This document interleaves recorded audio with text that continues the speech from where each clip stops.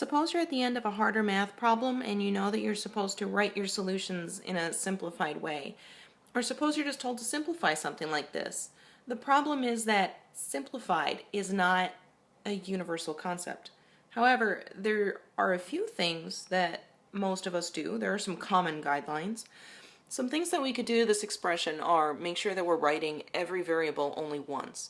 There's a y term on top and on bottom, and we're going to combine those. Another thing is no negative exponents. I see that most of the time.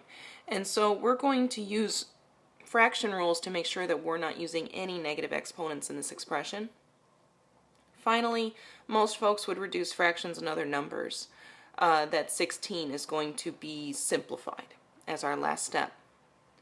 So to get started, what I'm going to do is combine those y terms. Now, when you see an exponent in the denominator like that, you subtract it from the exponent in the numerator. And -4 minus -4/3 is -8/3. And so I combined those two terms to make y to the -8/3. The second thing I'm going to do is, I guess, get rid of this -1/4 exponent by multiplying -1/4 by all three exponents of the three terms in the parentheses. And so I get x to the -2, y to the 2/3 over 16 to the -1/4.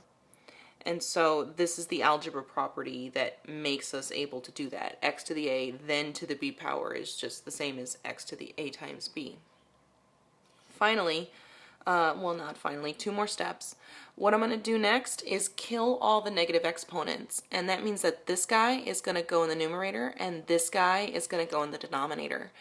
And I get 16 to the 1/4 power times y to the 2/3 power over x squared.